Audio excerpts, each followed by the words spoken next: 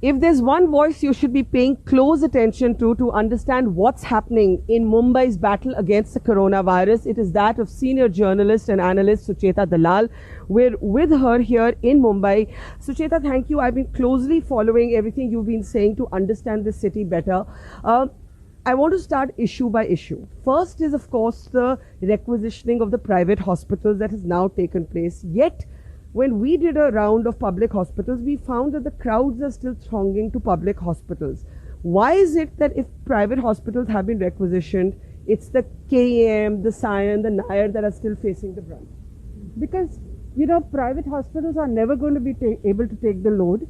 I think one issue over here is that corona is completely neutral when it comes to which kind of patient. So a lot of the hospitals like Jaslok and Bridge can be opened up because their own people, their own patients got infected and they couldn't send them away.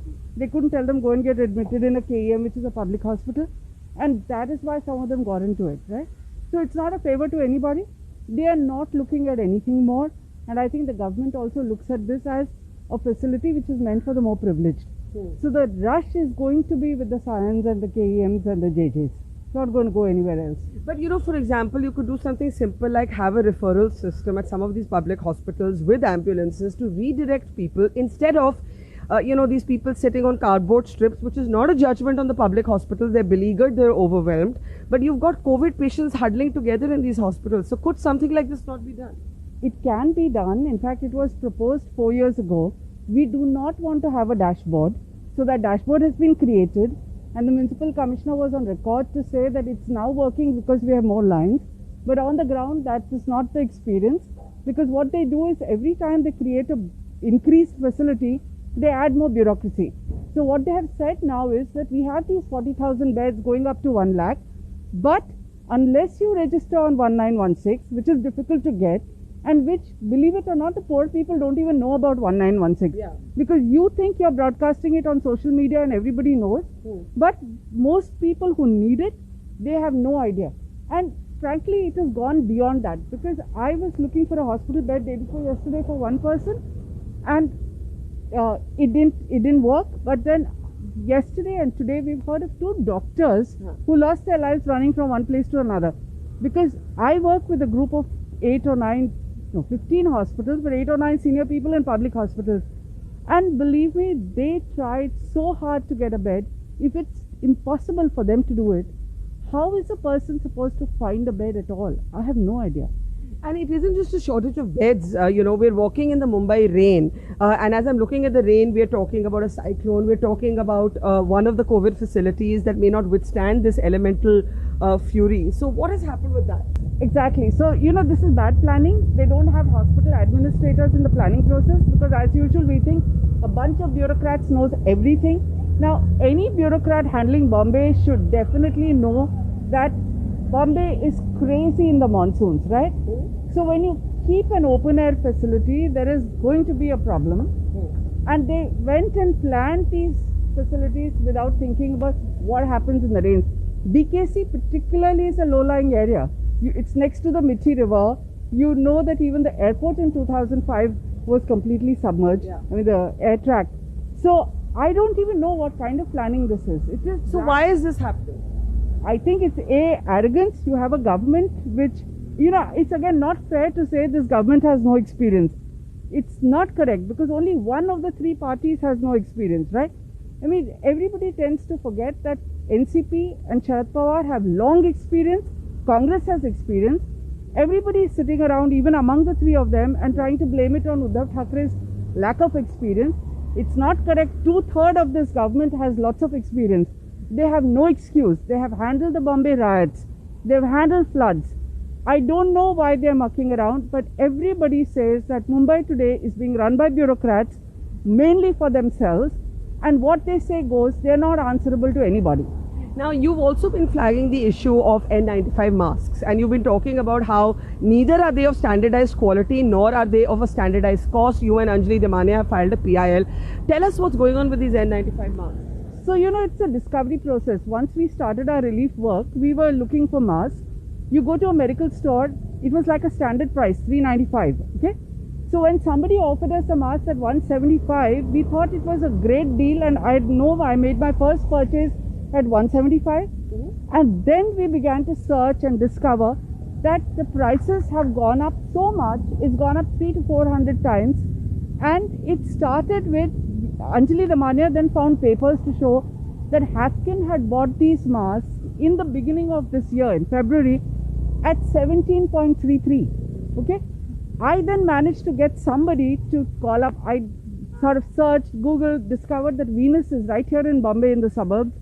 So I said, okay, why don't I try and call them? I got someone to call them. I purchased masks at 40 rupees. So where is 175? Where is 395? So then, we naively decided that the government should be with us. They would want to stop this hoarding. The interesting thing that happened is when I got the masks from Venus, they told me you can't get any more orders because the state government has booked our entire production. And my number was circulated by them to a bunch of dealers who started calling me up and offering the masks at always above 100. I said, you guys got my number from Venus. You know that sold it to me at 40. I mean, I can understand a dealer margin on top of it. How can you charge me these rates? They're not interested.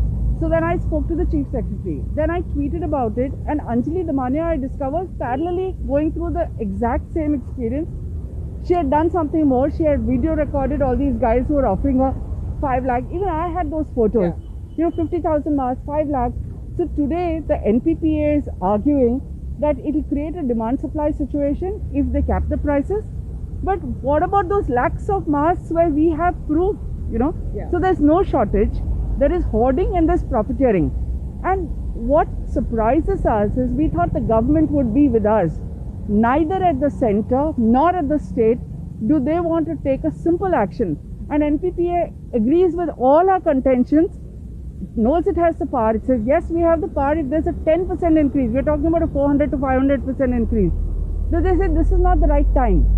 I mean, what kind of demand-supply situation are you talking about? Now, finally talking about demand-supply, is the shortage of beds in Mumbai or is it a shortage of staff? It is a shortage of staff, okay? In fact, putting beds is ridiculous if you don't have people to man those beds. The municipal commissioner himself says barely 40% of the people employed are coming. Then there are so many thousands of vacancies which they haven't bothered to fill up. In February, they should have issued advertisements. Some are being issued last week. So where they can't find any way, they're trying to whip private doctors. Now, private doctors tell us, it's not that we don't want to go and help out during COVID. But we are private doctors. When we go to a hospital for those 2 weeks, you're going to give us a PPE, you're going to insure us. We will open our clinics, but what about protective gear? So PPE costs had gone sky high. Now PPEs are reasonably available only in hospitals, okay, where you're buying bulk. If it's a private doctor running a clinic, I mean, what is the cost at which they're going to buy? They're going to have to pick up at the kind of rates. So at, these profiteering kind of rates which are 400% higher. The government is not interested in their problems. All they say is, you will, not even order COVID tests. So this is another thing that's going on. They want to suppress numbers. They have made such a disaster out of testing. They do not allow anybody to recommend testing unless they've physically seen a person. So you have people like the person I was trying to find a bed for. The man has lost his sense of taste and smell and he can't breathe. I think even as a lay person, it's very clear he has COVID. You don't need a doctor's examination. But they say no, until he is tested, he won't be admitted to these. So there are hundreds of beds, but nobody can get in unless you dial 1916, you register there and they send you. I mean, how can this city survive? What are we looking ahead? Because we're still not at the peak. We're not at the peak. We are at the verge of a monsoon season, which in any case in Bombay is a killer. Because you have all kinds of stomach ailments, dengue and everything that routinely starts. So you have all the beds occupied almost by COVID. You have staff unable to come and you have to get ready. So it's like the Mumbaikar says, Bhagwan Bharose, you just have to pray to God and hope nothing happens to you, which is why I'm worried about you getting wet in the rain. So we won't keep you too long, but Sucheta, thank you. Those are very, very important points. Bhagwan Bharose, Sucheta Dalal's grim sort of accumulation of facts that the government centre and state need to be paying close attention to, because Mumbai is still not reached its peak and is sitting on the verge perhaps of an avalanche of cases.